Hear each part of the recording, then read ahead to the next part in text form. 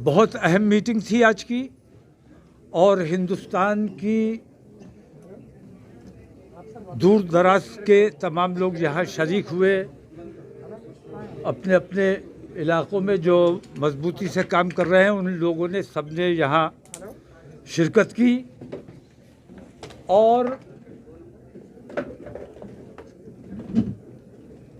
बहस मुबाहिसे के बाद, तमाम चर्चाओं के बाद, तमाम अपनी ज़रूरतों पर गौर करते हुए तमाम लोगों का इत्तेफाक राय इस बात पर हुआ है कि भारतीय जनता पार्टी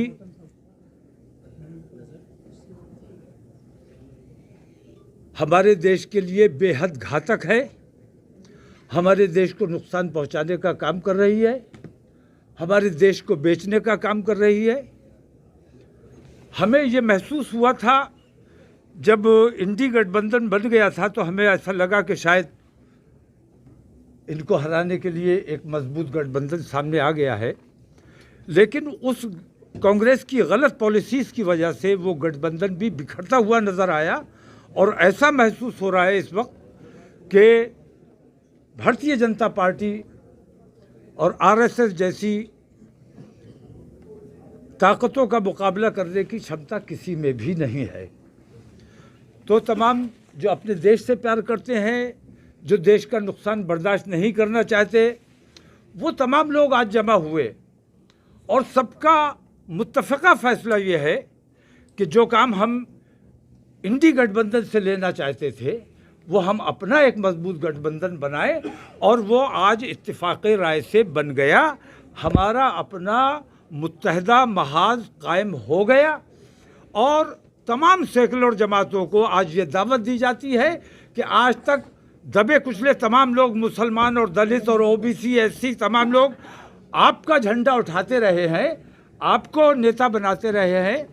पहली बार हमने ये कोशिश की है कि अपने देश का काम हम खुद करेंगे और मेन स्ट्रीम में रहते हुए, क्योंकि इन सेकुलरिस्टों ने हमें मेन स्ट्रीम में कभी आने नहीं दिया।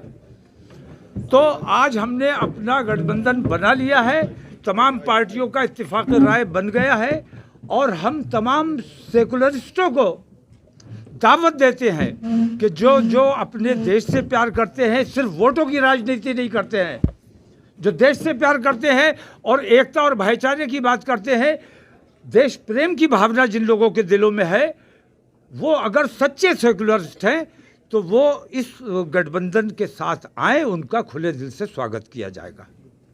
इसमें हम उन तमाम पार्टियों को जिनको आज तक सेकुलर समझ के हम लोगों ने, हिंदू, मुसलमान, सिख, ईसाइयों ने, तमाम लोगों ने उनका साथ दिया, उन तमाम को हम ये दावत देते हैं कि आपका सेकुलरिज्म हमने देख लिया, कांग्रेस का भी हमने सेकुलरिज्म देखा है। पिछले 10 साल मनमोहन सिंह के हमने देखे हैं किन तकलीफ़ों से देश को गुजरना पड़ा है। रोज़ाना बम ब्लास्ट होता था, यही आतंकवादी करते थे, लेकिन किन लोगों को पकड़ा जाता था। नरेंद्र मोदी के 10 साल हमने देखे हैं, मनमोहन सिंह के 10 साल हमने एनडीए के भी देख लिए और यूपीए के भी देख लिए। अब हमें इनमें से किसी पर भरोसा नहीं है। हम अपने देश की बागडोर इन गैर जिम्मेदार हाथों में नहीं छोड़ना चाहते, इसलिए तमाम लोगों ने मुत्तहिद और मुत्तफिक होकर आज ये फैसला कर लिया है कि हमारा काम है, हमारा देश है, हमारे मसाइल हैं, हमारी दिक्कतें हैं, हमारी परेशानियां हैं, इनके लिए हम खुद जद्दोजहद करेंगे और अपने देश का काम करने के लिए जो हमारे साथ आना चाहे उसका खुले दिल से स्वागत है। बहुत शुक्रिया। ईवीएम के बारे में बोल दीजिए। ईवीएम को भी आप ही बोलो ना। ईवीएम के देश में ईवीएम के जरिए जो बेईमानी की जा रही है, थोड़ी देर के लिए मैं चुनाव आयोग की ये बात मान लेता हूं कि ईवीएम से कोई बेईमानी नहीं हो रही है, लेकिन जब ईवीएम को पूरे देश की जनता चोर मान रही है तो उस चोर को हटा देना चाहिए, उस चोर को हटा देना चाहिए।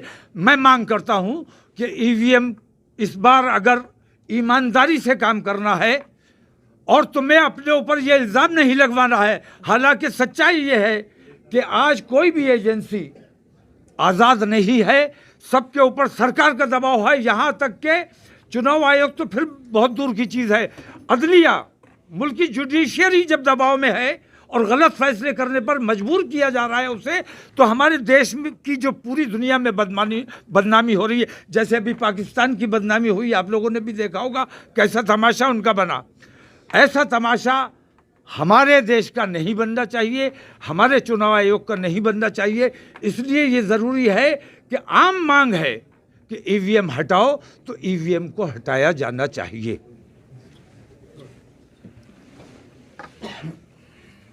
हमारे राजकुमार सैनी साहब, सभी मीडिया के उन बंधुओं को हमारा नमस्कार जो लोग देश हित में काम कर रहे हैं। अन्यथा आज मीडिया, जुडिशरी, शासन, प्रशासन, जनता का भरोसा इन एजेंसियों पर, इनके ऊपर नहीं रहा, चाहे वो चुनाव आयोग है, कोई भी एजेंसी है सरकार की। लेकिन जो सेकुलरिज्म के पक्षधर हैं, जो इस देश में पढ़ाया गया वो हुआ नहीं, जो हुआ वो पढ़ाया नहीं गया। इस देश की स्थिति को ध्यान में रखते हुए जब ये अखंड भारत देश किसी ने बनाया था, तो आज इसका खंड खंड करने में जो असमानता, जो गैर बराबरी, जो भेदभाव और शोषण के शिकार कौमें हैं, उनको धर्म के नशे के माध्यम से आज देश के अंदर नफरत का माहौल बना करके बच्चे बच्चे को सिर्फ धर्म की घुट्टी के माध्यम से लोग राजनीतिक शतरंज खेलने के जिस प्रकार से प्रयास कर रहे हैं। आज मुद्दा महंगाई, बेरोजगारी, किसानों की दोगुनी आमदन, बेरोजगारों की 2 करोड़ नौकरियां, या आज महंगाई, गैस पेट्रोल के दाम, भ्रष्टाचार, ये मुद्दे अब देश के नहीं हैं। अब मुद्दा है देश का राम भद्राचार्य वहीं उस दिन प्राण प्रतिष्ठा वाले दिन बीमार हो गया, तुरंत अस्पताल ले गया क्योंकि उसे राम पे भरोसा नहीं रहा। मित्रों, आज इस देश को रोजगार चाहिए था, बराबरी चाहिए थी, सिमिलरिटी चाहिए थी। हमारा आप सब साथियों के माध्यम से जो निष्पक्ष मीडिया आज यहाँ पर मौजूद है, हम आपको सैल्यूट करते हुए आपका के आभारी हैं कि देश की वो दुखती रगें जिसमें आज बैकवर्ड क्लासेस की हिस्सेदारी 52% की जगह आज 60% यूपी में निकला। लेकिन वो पलटू राम जी उधर ही चले गए जो लोग जातिगत जनगणना की बात कर रहे थे। इस देश में जातिगत जनगणना, 100% आरक्षण, सभी का हिस्सा सबको मिले, हर जाति में पढ़े लिखे लोग हैं। इस व्यवस्था के पक्षधर के एक परिवार में एक रोजगार की सुनिश्चितता चाहिए थी। इस देश में किसान जो आज सड़कों के ऊपर बैठ करके गोलियों का शिकार हो रहा है, उसकी हिफाजत के लिए उसकी एमएसपी लागू होनी चाहिए थी। आज देश में ईवीएम के ऊपर जब भरोसा नहीं रहा, वो हट जानी चाहिए थी।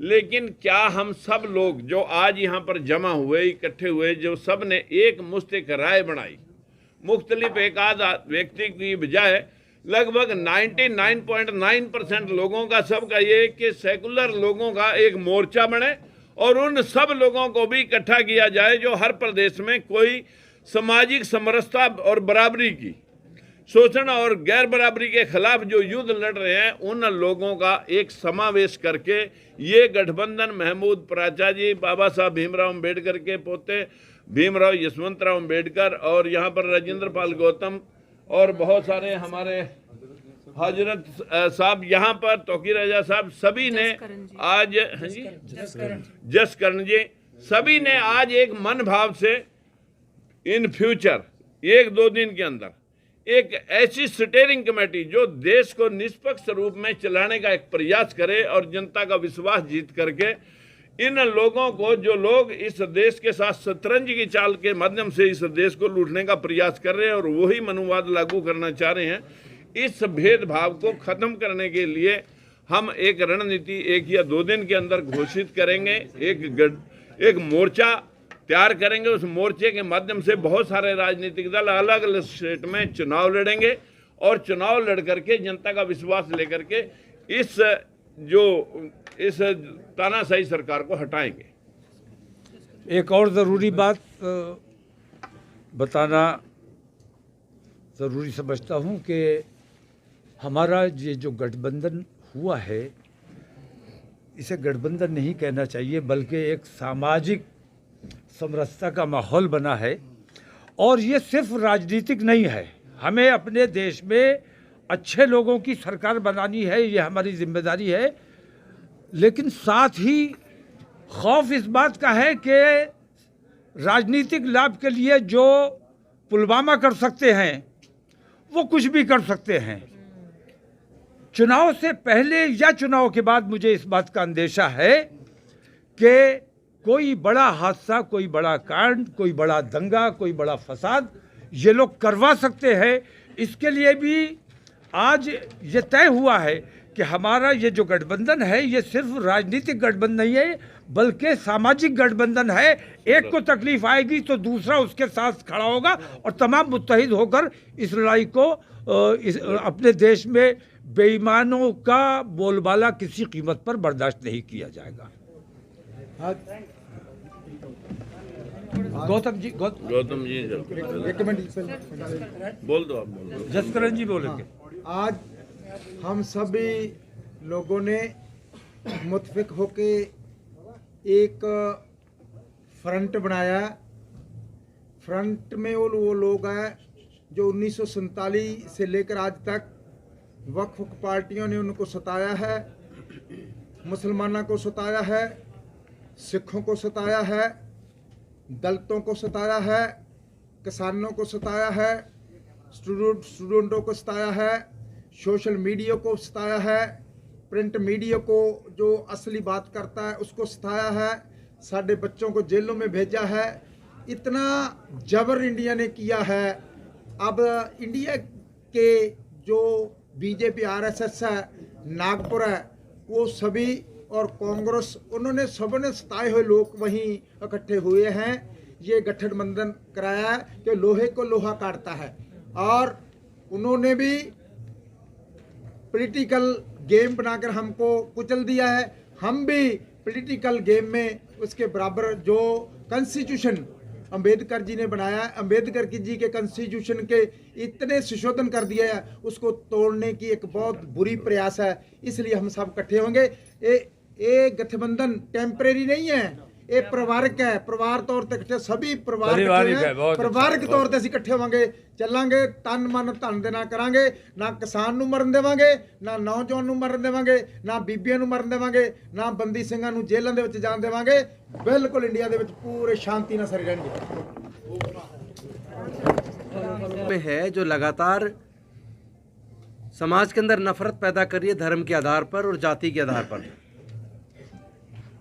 और वो देश की सारी जांच एजेंसियां, income tax, enforcement directorate, CBI आदि का इस्तेमाल विधायकों को डराने में, तोड़ने में, पार्टियों को तोड़ने में कर रही है। और अभी एक ऐसा चौंकाने वाला आंकड़ा आया, ऐसी 30 बड़ी कंपनियां हैं जिनके खिलाफ सीबीआई, इनकम टैक्स और ईडी ने जांच शुरू की, और उसके बाद उन 30 कंपनियों ने 335 करोड़ चंदा बीजेपी को दिया। ये बेसिकली एक्सटोर्शन है। क्या भारत के सरकार ने इनकम टैक्स को, ईडी को और सीबीआई को क्या अब ये जिम्मेदारी दे दी है कि वो वसूली शुरू कर दें बीजेपी के लिए, या और साथ में ये भी दे दी है कि पूरे जितने भी देश में पार्टी विपक्ष की चल रही है उनको सबको तोड़ के और अपने साथ में जोड़ लें? तो ये जो डर का वातावरण पैदा किया जा रहा है, और मुझे पूरी उम्मीद है, मैं तौफीक रजा साहब से इस बात पे बिल्कुल सहमति रखता हूँ कि ये इस चुनाव को जीतने के लिए, ये अगर जो लोग पुलवामा करवा सकते हैं वो चुनाव को जीतने के लिए क्या पता कितने लोगों को मरवा दें, कितने दंगे करवा दें, ये कुछ नहीं पता किसी का इनका। तो इस देश को बचाने के लिए, देश के प्रजातंत्र को बचाने के लिए, देश के संविधान को बचाने के लिए हमारा सबका एकजुट होकर लड़ना बेहद ज़रूरी है। और विजय माल्या खुद बीजेपी को 37 करोड़ रुपए बाकायदा चेक से दे के भाग गया। तो इनके जो लोग हैं जिन्होंने देश का पैसा लूटा है और उसके बाद फिर देश को पूरी तरह बर्बाद करने वाली सरकार, वो इस भरोसे में, उसको इतना भरोसा कैसे है कि पिछली बार का 300 पार तो 300 पार आ गई, अब वो कह रहा है 400 पार। अरे तुम कह दो ना कि 543 सीटें, 543 की सारी जीत जाओगे, क्योंकि हमें तो पता है ये भरोसा आपके अंदर ईवीएम से आता है। ईवीएम के अंदर जो प्रोग्रामिंग की जाती है और सॉफ्टवेयर से जो उसमें डाला जाता है ईवीएम मशीन के अंदर, उस ईवीएम मशीन में टाइमर क्यों है? क्योंकि डेट और टाइम के हिसाब से आप वो सेटिंग कर दी जाती है, प्रोग्रामिंग कर दी जाती है कि चुनाव की डेट और टाइम डाल के कि कितने बजे से कितने बजे के बीच 50% या कितने % वोट चुरा के वहाँ से बीजेपी को देना है। तो उस भरोसे पर वो कह रहे हैं अब की बार 400 पार, लेकिन हम किसी भी हालत में इस बार ईवीएम से चुनाव नहीं होने देंगे। ये देश को बचाने की जिम्मेदारी हमारी और आपकी सबकी है। हम सब लोग मिलके देश को बचाएंगे, देश के प्रजातंत्र को भी बचाएंगे, देश के संविधान को भी बचाएंगे, और किसी भी सूरत में इस बार दंगे नहीं होने देने भाई। ये कितनी साजिश कर लें, ये जितनी मर्जी साजिश कर लें, मैं निवेदन करता हूं अपने देश के अनुसूचित जाति, जनजाति, पिछड़े वर्ग के लोगों से, चूंकि जो दंगे होते हैं ना, आप देख लेना, दंगों में इस्तेमाल दलित और पिछड़े वर्ग का, आदिवासी वर्ग का किया जाता है। जो वो लोग बड़ी बड़ी कुर्सियों पर बैठे हैं, जिनके परिवार से लोग सुप्रीम कोर्ट, हाई कोर्ट में जज हैं, जिनके परिवार मंदिरों के अंदर पुजारी हैं, जो लोग सारी बड़ी कुर्सी पे बैठे हैं, उनके बच्चे कभी आपको दंगे में नहीं मिलेंगे, धार्मिक जुलूस में नहीं मिलेंगे। तो यहाँ जो इस्तेमाल किया जा रहा है देश के दलितों, पिछड़ों, आदिवासियों का किया जा रहा है, तो मरने वाले भी है, मारने वाले भी है, जेल जाने भी है वाले भी है, और वो लोग अपना आराम से शासन कर रहे हैं, सारे देश के संसदों पे कब्जा करके बैठे हैं। इसलिए इस बार किसी भी कीमत पे बेवकूफ़ नहीं बनना। अपने बच्चों को ऐसी धार्मिक जुलूसों में मत भेजो, अपने बच्चों को ऐसे दंगों में इस्तेमाल मत होने दो। ये मेरी आप सबसे हाथ जोड़ के निवेदन है। धन्यवाद। बीजेपी का एमपी कहना कि वोट किसी को जो जीतेंगे मैं हम पूरे देश से जो विभिन्न political parties, student activist, student के लीडर्स, नौजवानों के लीडर्स, किसानों के लीडर्स, जो आज आके जो परिवार बना है आज, वो बहादुर लोगों का, ईमानदार लोगों का, जो अपनी जान हथेली पर भी लेके देश बचाने का काम करेंगे, संविधान बचाने का काम करेंगे, शिक्षा बचाने का काम करेंगे, ये उन लोगों का परिवार बना है। इसका मकसद दो फोल्ड है, दो, और वो मकसद एक ही है कि इस देश में कोई भी ऐसी सरकार कभी ना बन पाए जो संविधान के खिलाफ हो, जैसे आरएसएस और बीजेपी संविधान की धज्जियां उड़ा के सरकार बनाए हुए आज। ये लोग वो है, ये परिवार वो है जो ना सिर्फ बीजेपी को हराने के लिए काम करेगा, बल्कि ये भी इंश्योर करेगा कि जो समाज के वीकर सेक्शंस हैं, एससी, एसटी, ओबीसी और माइनॉरिटीज़ के लोग हैं, उनके हक अधिकार भी साथ के साथ पैरेलली सुरक्षित किए जाएं। ऐसा ना हो कि लोग छोटे टाइम के फ़ायदे के लिए, कि इस बार तो ऐसा है कि बीजेपी को किसी भी कीमत पे हरा लिया जाए, अगली बार देखा जाएगा। और ये अगली बार कभी आती नहीं है, क्योंकि अगली बार वो 5 साल बाद फिर आएंगे पूरी ताकत से, अगर इन्हें हटा नहीं गया भी तो भी। तो इसलिए एक पहल ऐसी बहुत ज़रूरी है जो परिवार बने। वो परिवार आज बनने की कगार पर है। मैं एक समझता हूँ परिवार बन भी गया है, बन भी चुका है, और ये परिवार इंश्योर करेगा कि कोई भी पॉलिटिकल पार्टी, चाहे उसके हाई कमांड के चारों तरफ भी आरएसएस अपने एजेंट ना घुसा दे, अपनी जो उसकी आइडियोलॉजी है संविधान के हिसाब से उसको डाइल्यूट ना कर पाए। ये हम उस तरह के वॉच डॉग बनना चाहते हैं। किसी भी हालत में, किसी भी कीमत पे, चाहे कितने भी एजेंट्स आरएसएस अपनी सब पॉलिटिकल पार्टीज में घुसा दे, हम वॉच डॉग बन के हम खड़े रहेंगे, ताकि आरएसएस के संविधान के विरोधी एलिमेंट्स को उन पार्टियों से भी आइडेंटिफाई करके निकलवाएं। ये हमारी जिम्मेदारी है। अगर ऐसा नहीं होगा तो हम लोग नी जर्क रिएक्शन करके एक बार बीजेपी को हराते हैं, उसके बाद फिर दोबारा वो ज़्यादा ताकत से आते हैं और उससे ज़्यादा जुल्म करते हैं। तो ये देश के हित में जो परमानेंसी आएगी ना, और परमानेंटली आरएसएस और बीजेपी जैसे जो ताकतें हैं, जो परमानेंटली बाहर करने का जो रास्ता है, वो यही रास्ता है। इसके अलावा कोई रास्ता, हम सब लोगों ने बैठ के इतना सर खपाया कि क्या कोई और भी रास्ता निकल सकता है। तो सभी ये लोग बोलते हैं कि बड़ी बड़ी पॉलिटिकल पार्टीज के अंदर तक आरएसएस के लोग बैठे हुए हैं, तो उनको कौन पकड़ेगा? उनको ये फ्रंट पकड़ेगा, ये परिवार पकड़ेगा, और सब पॉलिटिकल पार्टी को मजबूर करेगा संविधान के रास्ते से चले। हम लोग 2 दिन के अंदर एक और क्लोज डोर मीटिंग करने वाले हैं। ये परिवार बन चुका है। इस परिवार की ये भी आज मौलाना और सब लोगों ने हमने फैसला किया है कि हम लोग कितना भी बड़ा परिवार बना लें, चाहे जैसा मौलाना ने कहा है जो इंडिया गठबंधन भी है वो भी हमारे साथ आ जाए, तब भी अगर ईवीएम है तो हम चुनाव नहीं जीत पाएंगे। देश के जितने आंदोलन चल रहे हैं, देश के जितने आंदोलन इतने चल रहे हैं, कोई और सरकार जो वोटों से जीतना चाहती या वोटों से जीतने की कोशिश भी करती, वो किसी भी हालत में किसी भी कीमत पे नज़रअंदाज नहीं करती। ये डॉक्टर रितु खड़ी है, वो किसान बैठे हैं, ये ईवीएम का इतना बड़ा आंदोलन चल रहा है। तो आप लोगों को ये ध्यान रखनी चाहिए बात, ईवीएम को हटाना भी इस देश की उतनी ही बड़ी ज़रूरत है जितना हम सब लोगों का परिवार में इकट्ठा होकर आरएसएस और बीजेपी को हटाना। उसके लिए 2 आंदोलन, एक कल 25 तारीख को है, हम सब उसमें जाएंगे, और एक यूनिवर्सिटी में जो आंदोलन चल रहा है वो भी सब, ईवीएम का तो मुद्दा सबने समझ लिया है ना, कितनी भी ताकत लगा लें हम, ईवीएम के बगैर तो हम कुछ कर ही नहीं पाएंगे। अगर ईवीएम रही तो 26 तारीख को भी डॉक्टर रितु के प्रोटेस्ट में भी सब लोग आएँ। हम लोग ईवीएम भी हटाएंगे और ये परिवार आरएसएस और बीजेपी को भी और उसके सोच रखने वाले सभी अनासिर को परमानेंटली देश से खत्म करेंगे, ताकि वो दोबारा कभी भी सरकार ना बनाने पाए। आपको गठबंधन का नाम क्या कुछ ऐसा किया है? नाम नहीं, परिवार है, अभी वो सब डिक्लेयर किया जाएगा। बताएंगे, नाम भी बताएंगे। निकले जाएंगे तो कोई नाम तो होगा ना। हर वो काम करेंगे जो संविधान इजाजत देता है, और जो आरएसएस और बीजेपी को एक इलेक्शन के लिए नहीं, हमेशा के लिए रोकेगा।